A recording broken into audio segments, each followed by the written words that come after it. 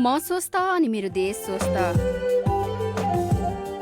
नमस्कार। Corona virus संक्रमण र त्यससँग जोडिएको विशेष परिस्थिति केन्द्रित रहेर सामुदायिक रेडियो प्रसारक संघ अकोराबद्वारा सञ्चालित सीआईएनको प्रस्तुति यो हो कार्यक्रम जीवन रक्षा।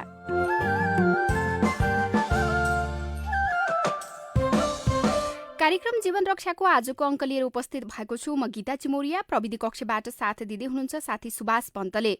यूएनडीपीसँगको सहकार्यमा तयार पारिएको आजको कार्यक्रममा हामी नेपालमा कोरोना भाइरसको संक्रमण देखिएपछि सरकारले गरेको लकडाउन अर्थात् बन्दाबन्दी र यसबाट परेको प्रभाव र त्यसको समाधानको लागि भइरहेको पहलका विषयमा छलफल गर्नेछौँ। तपाईसँग पनि लकडाउन र त्यसपछि उत्पन्न परिस्थितिका कारण उत्पन्न भएका विभिन्न समस्याहरू हुन सक्छन्। तपाईले हामीलाई फोन गर्न सक्नुहुनेछ। खाद्यान्नका विषय, राहत वितरणको कुरा, खानेपानी, औषधि उपचार लगायत तपाईलाई परेको जुनसुकै खालको समस्या पनि तपाईले कार्यक्रममा राख्न सक्नुहुनेछ। हाम्रो फोन नम्बर हो 0152606661 र हाम्रो पैसा नलाग्ने टेलिफोन नम्बर छ 1660017575 मा तपाईले फोन गर्नुस् र आफ्नो समस्याहरू राख्नुस्। तपाई किसान हुनुहुन्छ भने कृषि उत्पादनलाई बजारसम्म पुर्याउन परेको अप्ठ्यारोको विषयमा कुरा राख्न सक्नुहुन्छ। बिरामी हुनुहुन्छ भने तपाईले नपाउनु भएको औषधि उपचारको विषयमा वा औषधि लिनका लागि भइरहेको समस्याको विषयमा, ज्येष्ठ नागरिक हुनुहुन्छ भने तपाईले सामाजिक सुरक्षा भत्ता नपाउनु भएको हुन सक्छ वा त तपाईको गाउँमा अन्य धेरै खालका समस्याहरू पनि हुन सक्छन्। हामी तपाईको समस्या सुन्नेछौँ र त्यसको जवाफ लिने प्रयास गर्नेछौँ। तपाईले विभिन्न फरक फरक खालका आफूलाई परेका समस्या अप्ठ्याराहरू चाहिँ राख्न सक्नुहुनेछ।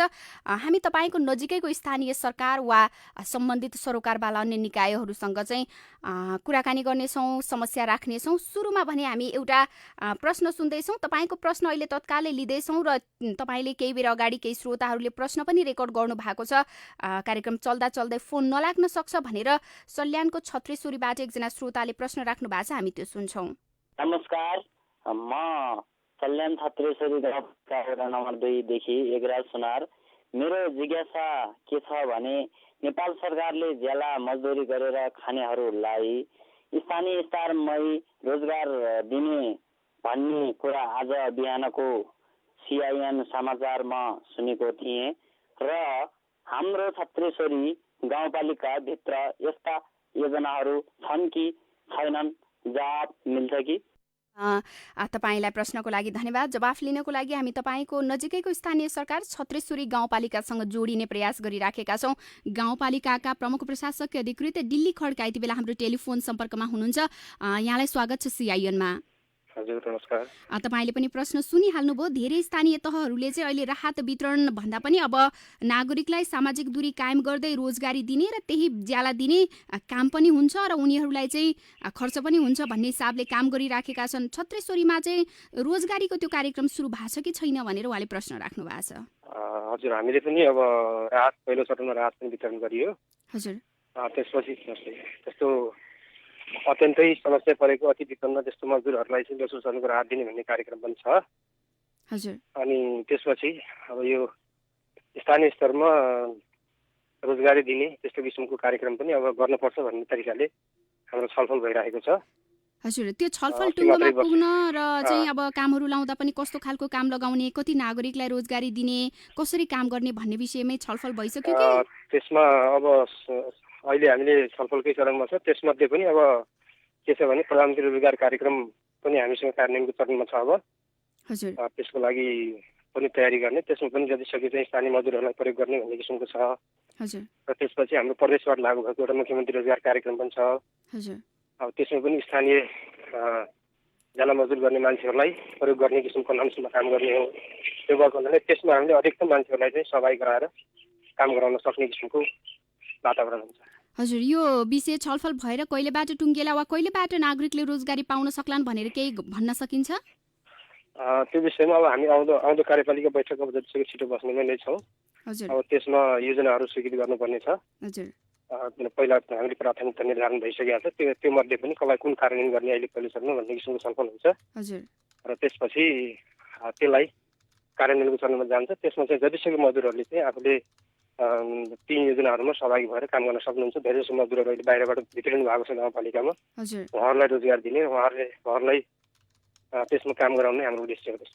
हुन्छ, तपाईँलाई धेरै धेरै धन्यवाद छ जवाफको लागि। हजुर धन्यवाद। उहाँ हुनुहुन्थ्यो सल्यानको छत्रेश्वरी गाउँपालिकाका प्रमुख प्रशासकीय अधिकृत दिल्ली खड्का। छत्रेश्वरीबाट एकराज सुनवारले राख्नु भएको प्रश्नको जवाफ दिँदै हुनुहुन्थ्यो। ज्याला मजदुरी गरेर खानेलाई स्थानीय स्तरमै रोजगारी दिने विषय कहाँ पुग्यो पालिकामा भनेर। यति बेला भने अर्को श्रोता हुनुहुन्छ टेलिफोन सम्पर्कमा, हामी उहाँसँग कुराकानी गर्छौँ। उहाँको के विषयको समस्या छ हामी सुन्छौँ। नमस्कार। हजुर नमस्ते। कहाँबाट को बोल्दै हुनुहुन्छ? तपाईँको प्रश्न के छ राख्न सक्नुहुनेछ। म बाडी मालिका नगरपालिका 4 बाजुरादेखि हो। हजुर। हाम्रो प्रश्न चाहिँ हामी कैलालीमा पढ्दै आइरहेका छौँ अहिले +2। हजुर। अनि अब हामी लकडाउनको कारणले हामी घर फर्किएका छौँ र अब हाम्रो इक्जाम हुन्छ कि हुँदैन, अब हामीले यहीँबाट दिन पाउँछौँ कि हामीले फेरि धनगढी कैलाली गएर इक्जाम दिनुपर्ने हो र यहाँ घरमै बसेर पढाइको वैकल्पिक उपाय के गर्न सकिन्छ नि? तपाईँको नाम के भन्नुभयो? राजेन्द्र ओखेडा। राजेन्द्र ओखेडा। हुन्छ, तपाईँलाई प्रश्नको लागि धन्यवाद। उहाँले प्रश्न राख्नुभयो। शिक्षासँग जोडिएका विद्यार्थीहरूका धेरै प्रश्न छन्। कैलालीमा +2 पढ्दै गर्दा घर फर्किएका छौँ। अब परीक्षा हुन्छ कि हुँदैन र अब हामीले परीक्षा गाउँबाटै दिन पाउँछौँ कि फेरि कैलाली फर्कनुपर्छ भनेर उहाँले प्रश्न राख्नु भएको छ। शिक्षासँग जोडिएका अन्य प्रश्नहरू पनि छन्। अब हामी केन्द्र सरकारसँग जवाफ लिन सक्यौँ भने त्यो लिनेछौँ, नत्र भए हामी तपाईँको स्थानीय तहमा वा चाहिँ प्रदेश सरकारसँग पनि जोड्ने प्रयास गर्नेछौँ। हाम्रो प्रयास रहनेछ तपाईँको धेरैभन्दा धेरै समस्यालाई समाधान गर्नका लागि। शिक्षासँग जोडिएका अन्य विभिन्न खालका प्रश्नहरू पनि छन्। केन्द्र सरकारले भनेको छ तत्कालै भर्ना नलिने परीक्षाहरू पनि अलिकति यो कोरोनाको संक्रमणको अप्ठ्यारो अवस्था अलिक कम भएपछि विभिन्न विषयहरूमा छलफल हुनेछ र त्यसअनुसार मात्रै निर्धारण हुनेछ। विशेष त एससीईको परीक्षा 11 र 12 को चाहिँ विद्यार्थीलाई अनुकूल हुने गरी सामाजिक दूरी कायम गर्ने गरी लकडाउन खुलेको केही समयपछि अलि सामान्य भइसकेपछि परिस्थिति सामान्य भइसकेपछि चाहिँ हामी परीक्षा लिन्छौँ भनेर शिक्षा मन्त्रीले केही दिन अगाडि सिआइएनसँगको कुराकानीमा पनि भन्नुभएको थियो। तर तपाईँले राख्नु भएको प्रश्न ठ्याक्कै कैलालीमै गएर परीक्षा दिनुपर्छ पर्दैन भन्ने विषय अहिले नै टुङ्गिसकेको पनि छैन। तर सकेसम्म हामी यसको जवाफ लिने प्रयास पनि गर्नेछौँ। तपाईँ पनि फोन गर्न सक्नुहुनेछ। तपाईँको प्रश्न लिइराखेका छौँ हामी। हाम्रो फोन नम्बर 0152606661 अनि हाम्रो पैसा नलाग्ने टोल फ्री नम्बर छ 1660017575 मा फोन गरेर तपाईँ आफ्नो प्रश्न राख्न सक्नुहुनेछ। हाम्रो फेसबुक पेजमा कार्यक्रम लाइभ भइराखेको छ। तपाईँ कम्युनिटी इन्फर्मेसन नेटवर्क CIN खोजेर त्यहाँ आफ्नो प्रश्न लेख्न सक्नुहुनेछ। हामी भ्याएसम्म तपाईँका प्रश्नहरूलाई अहिलेकै कार्यक्रममा समेट्ने कोसिस गर्नेछौँ, जवाफ लिने प्रयास गर्नेछौँ भने यो अहिलेको कार्यक्रममा तपाईँको जवाफ लिन सम्भव भएन भने हेलो CIN र साझा खबरका अन्य बुलेटिनहरूमा पनि तपाईँको प्रश्नको जवाफ लिने प्रयास गर्नेछौँ। बन्दाबन्दीको 50औं दिन पुग्दा कोरोनाको प्रभाव विभिन्न तरिकाले देखिन थालेको छ। समुदाय स्तरमा कोरोना फैलिसकेको छ। 134 जनालाई कोभिड-19 देखिसकेको छ। हामीले अझै सतर्कता अपनाउनु पर्ने, अझै सचेत हुनुपर्ने बेला पनि छ। यति बेला अर्को श्रोता आइसक्नु भयो टेलिफोन सम्पर्कमा, हामी उहाँसँग कुराकानी गर्छौँ। के समस्या छ सुन्छौँ। नमस्कार। नमस्कार। कहाँबाट को बोल्दै हुनुहुन्छ? तपाईँले आफ्नो प्रश्न राख्न सक्नुहुनेछ। म थाक्रेबाट रबिना कुमार बोल्दैछु। हजुर हजुर भन्नु त। मेरो जिज्ञासा भन्नुपर्दा चाहिँ अब नेपाल सरकारले विदेशमा हुने नेपालीहरूलाई फर्काउने भन्नुभएको छ होइन, र कहिलेसम्म फर्काउनु हुन्छ र कस्तो कस्तो व्यक्तिलाई फर्काउनु हुन्छ? भिसा सकेर बस्नुभएको र रोजगारी गुमाएर बस्नुभएकोलाई कस्तोलाई फर्काउन चाहनुहुन्छ भनेर सोध्न चाहन्छु। हुन्छ, कहिलेसम्म फर्काउन सक्नुहुन्छ? मुखले मात्रै भन्ने हो कि फर्काउने मात्रै पनि हो भन्न चाहन्छु। हुन्छ, तपाईँलाई धेरै धेरै धन्यवाद छ। रबिनाजी हुनुहुन्थ्यो थाक्रेबाट। विदेशमा रहेका नेपालीलाई फर्काउने भनेर सरकारले भनेको छ, त्यो कहिलेसम्म फर्काउने हो भनेर प्रश्न राख्नु भएको छ। हामी जवाफ लिने कोसिस गर्नेछौँ तपाईँको प्रश्नको। तपाईँ पनि आफ्नो प्रश्न राख्न सक्नुहुनेछ। 0152606661 1660017575 मा तपाईँले फोन गर्न सक्नुहुनेछ। तपाईँका धेरै खालका समस्याहरू छन्। यो बेलामा तपाईँ आफ्नो प्रश्न राख्नुहोस्। हामी तपाईँको जवाफ सम्बन्धित पालिका, स्थानीय तह वा चाहिँ केन्द्र सरकार र प्रदेश सरकारसँग लिने प्रयास गर्नेछौँ। शिक्षासँग जोडिएका प्रश्न अलि धेरै छन्, अन्य फरक खालका समस्याहरू पनि छन्। तपाईँले राहत वितरणदेखि आफ्नो गाउँठाउँमा परेको विवाद समस्या वा अन्य के छन् तपाईँका, स्वास्थ्य उपचारका कुरा होलान्, कृषिजन्य उत्पादनहरू बजारसम्म पुर्याउन नपाएको कुरा होला, खानेपानी खाद्यान्न लगायतका आधारभूत आवश्यकताहरू नागरिकले अझै पनि सहज तरिकाले पाउन सकेका छैनन्, तपाईँ राख्न सक्नुहुन्छ। महिला बालबालिका अपाङ्गता भएका व्यक्तिमा चाहिँ यो लकडाउनको प्रभाव अझै बढी परेको छ। त्यो विषयमा पनि तपाईँले आफ्नो कुरा राख्न सक्नुहुन्छ।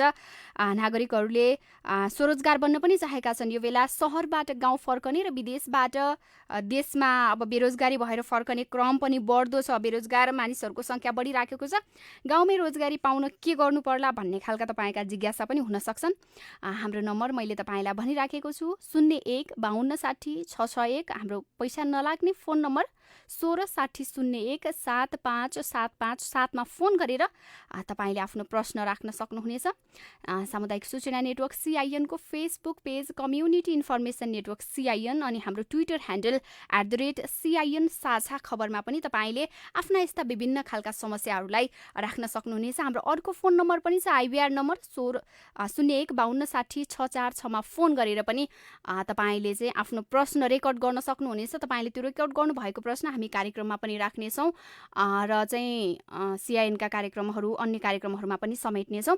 फेरि अर्को श्रोता हुनुहुन्छ, हामी उहाँको प्रश्न लिन्छौँ। नमस्कार। नमस्कार, मेरो नाम शिवानन्द वर्मा, म दृष्टिविहीन अपाङ्गता भएको व्यक्ति हुँ। कहाँबाट बोल्दै हुनुहुन्छ? म कपिलवस्तु जिल्ला कपिलवस्तु नगरपालिका वडा नम्बर 1 बाट। कपिलवस्तुको कपिलवस्तु 1 बाट। हजुर, के विषयको छ प्रश्न? विषय हाम्रो यो छ कि अरू पालिकाहरूमा दोस्रो चरणको राहत वितरण भयो, तर हाम्रो कपिलवस्तु नगरपालिकामा अहिलेसम्म जम्मा एक चरणको राहत वितरण भयो। अहिले हामी अपाङ्गता भएको धेरै मारमा छौँ। एक त उच्च जोखिम जिल्ला पनि हाम्रो परेछ। हजुर। अब हामी अहिले फेरि हाम्रो यो 5 गतेसम्ममा जुन छ जिल्ला प्रशासनबाट निषेधाज्ञा जारी गरिएछ। हजुर। अनि यहाँ हाम्रो दोस्रो चरणको राहत कहिले यहाँ वितरण हुने हो भन्ने हामी जानकारी छ। हुन्छ, तपाईँलाई प्रश्नको लागि धेरै धेरै धन्यवाद छ। हजुर, कपिलवस्तु नगरपालिका 1 बाट उहाँले दृष्टिविहीन व्यक्ति हुनुहुन्छ र दृष्टिविहीनहरूलाई अझै समस्या भएको छ। कहिले राहत वितरण हुन्छ होला दोस्रो चरणको?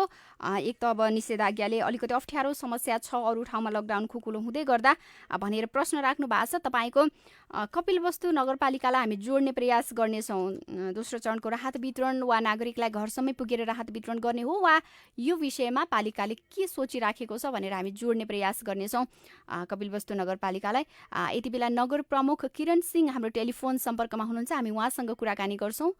नमस्कार।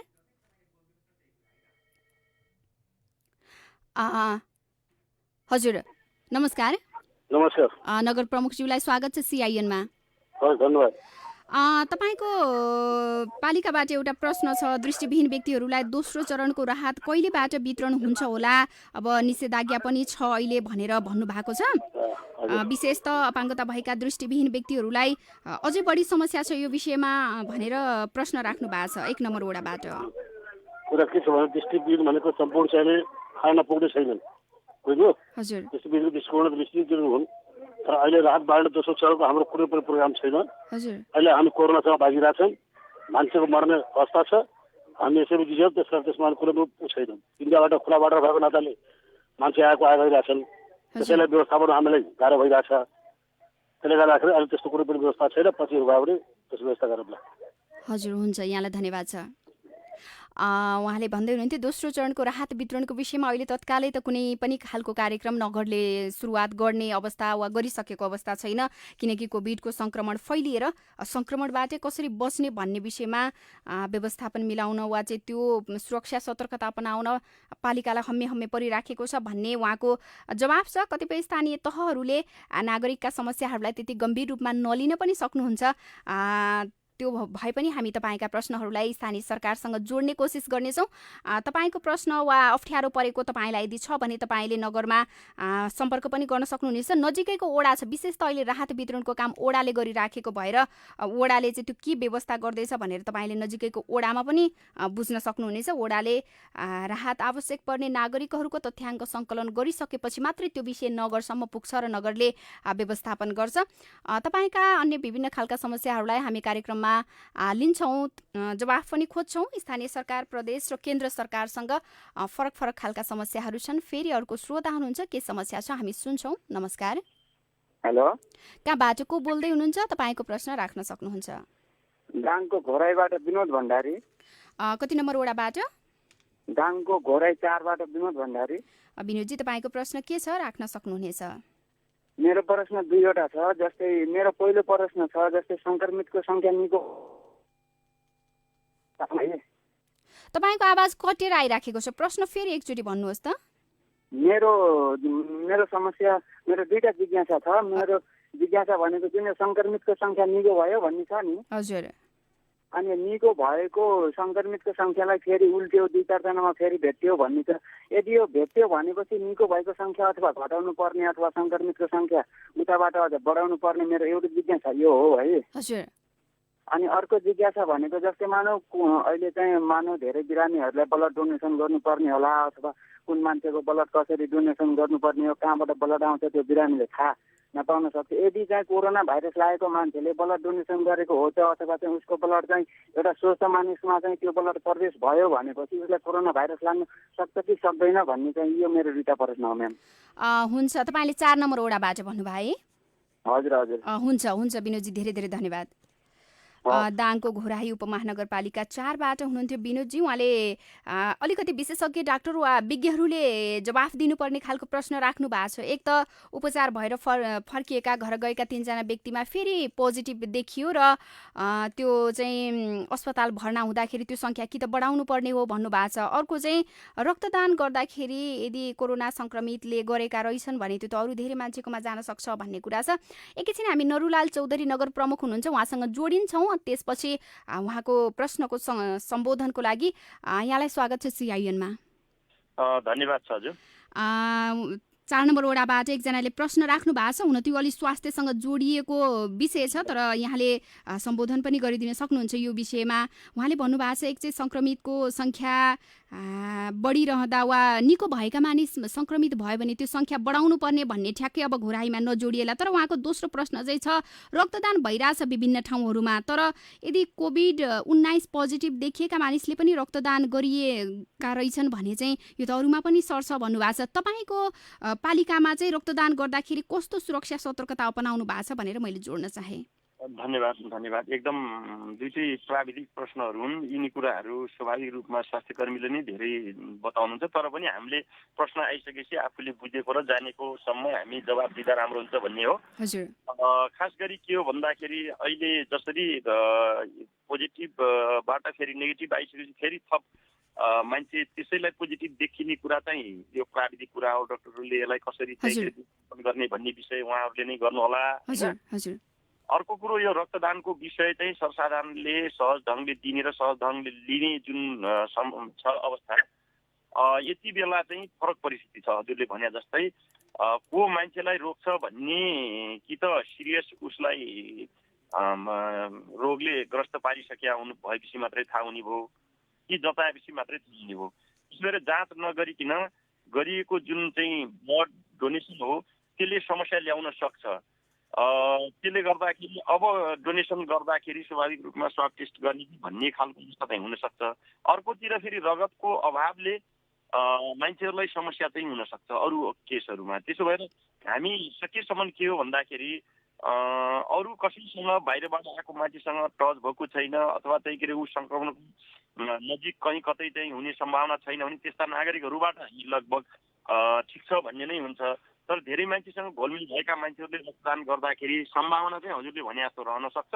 अबका दिनमा जानकारीको मात्रै रक्तदान गर्ने कुरालाई विशेष ध्यान दिनुपर्छ भन्ने कुरा चाहिँ म अनुरोध गर्न चाहन्छु र घोराई उपमहानगरपालिकालाई अब त्यो खालको अवस्था चाहिँ हामी सृजना गर्छौँ।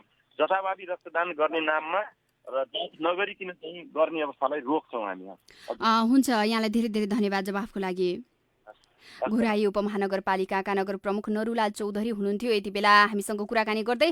विनोदजीले राख्नु भएको दुईवटा विषय प्राविधिक छ, सकेसम्म हामी डाक्टरहरूसँग जोड्ने प्रयास पनि गर्नेछौँ। सङ्क्रमितको सङ्ख्या घटाउने कि बढाउने भन्ने सन्दर्भमा समाचारहरू तयार पार्ने क्रममा पनि हामीले यो विषयमा छलफल गरेका थियौँ र सङ्क्रमित जो 3 जना फेरि पुनः पोजिटिभ देखिएर अस्पताल फर्किनु भयो, उहाँहरूको चाहिँ दोस्रो चरणको वा चाहिँ नियमित जाँच गर्ने क्रममा देखिएको हो। त्यो भएर उहाँहरूलाई फेरि सङ्क्रमित भन्न मिल्दैन कि भनेर कतिपय डाक्टरहरूले पनि भन्नुभयो र त्यो सङ्ख्याको विषयमा सरकारले वा स्वास्थ्य मन्त्रालयले जे तथ्याङ्क दियो हामीले खबरहरूमा पनि त्यही सम्प्रेषण गरिराखेका छौँ। रक्तदानको विषय निकै नै महत्त्वपूर्ण विषय उहाँले उठाउनु भएको छ। अब रक्तदान गर्दा वा दिँदा चाहिँ अब कोरोना जाँच गर्न सकिन्छ सकिँदैन वा के व्यवस्था हुन्छ भन्ने विषय हामी फेरि पनि छलफल गर्नेछौँ, जोड्नेछौँ। यति बेला भने अर्को श्रोता हुनुहुन्छ, उहाँको प्रश्न लिन्छौँ। को हुनुहुन्छ, कहाँबाट? नमस्कार।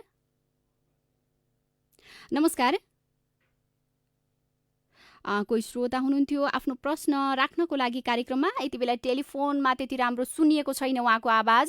हामी उहाँसँग सम्पर्कमा जोड्ने कोसिस गर्नेछौँ, तर टेलिफोन विच्छेद भइसकेको छ। तपाईँ पनि फोन गर्न सक्नुहुनेछ आफ्नो प्रश्नको साथमा। तपाईँको प्रश्न के छ? हाम्रो फेसबुक पेजमा पनि धेरैजनाले प्रश्नहरू राख्नु भएको छ। विशेष त भारतमा चाहिँ अलपत्र परेको 2 महिनाभन्दा बढी भइसक्यो, के गर्नुपर्छ होला, वा हामीलाई कहिले सरकारले फर्काउँछ होला भनेर तेजराज गिरीले हाम्रो फेसबुक पेजमै लेख्नु भएको छ। अनि दिल्ली बहादुर ओलीले पनि लेख्नु भएको छ, भारतमा रहेका नेपालीहरू निकै ठुलो सङ्ख्यामा छन् र ती चाहिँ अप्ठ्यारोमा छन्। नेपालीहरूलाई उद्धार गर्न पहल गर्नु पर्यो वा चासो नराखेको पाइयो सरकारले, किन होला भनेर उहाँले हिमाचल प्रदेशबाट आफूले यो कुरा लेखेको भनेर हाम्रो फेसबुक पेजमा लेख्नु भएको छ। तपाईँ पनि आफ्ना कुराहरू, समस्याहरू, अप्ठ्याराहरू राख्न सक्नुहुनेछ। लकडाउनका कारण तपाईँका दैनिक जीवनमा विभिन्न खालका अप्ठ्यारा समस्या परेका छन् भने त्यो शिक्षासँग जोडिएको हुनसक्छ, स्वास्थ्य, खानेपानी, खाद्यान्न लगायतका विभिन्न विषयहरू हुन सक्छन्, कृषि उपजहरूका विषयमा हुन सक्छन्, वा चाहिँ कोभिड-19 को कारणबाट वा लामो समयदेखि भइराखेको लकडाउनबाट तपाईँलाई कस्तो अप्ठ्यारो परेको छ त्यो तपाईँ लेख्न सक्नुहुनेछ।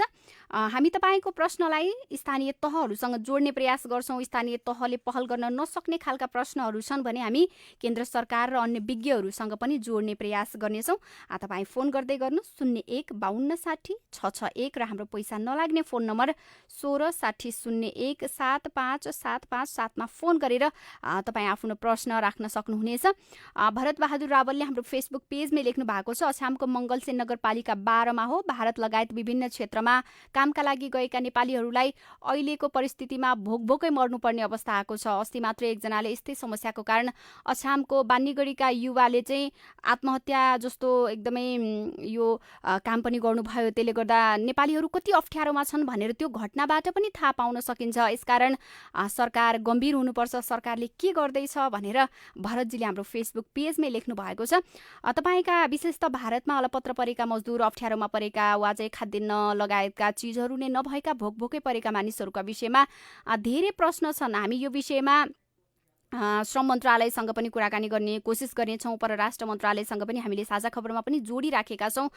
के पहल भइराखेको छ विशेष त भारतबाट जो नेपालीहरू आउन चाहनुहुन्छ उहाँहरूलाई ल्याउने विषयमा, उहाँहरूलाई सुरक्षित राख्ने विषयमा भनेर कुराकानी गर्न लागि यति बेला हामीसँग श्रम, रोजगार तथा सामाजिक सुरक्षा मन्त्रालयका प्रवक्ता सुमन घिमिरे टेलिफोन सम्पर्कमा हुनुहुन्छ। नियमित जसो नै हामी उहाँसँग कुराकानी गरिराखेका छौँ, तर श्रमसँगै जोडिएका प्रश्नहरू एकदमै धेरै छन्। हामी उहाँसँग 1-2 प्रश्न राख्ने स्वागत छ यहाँलाई CIN-मा।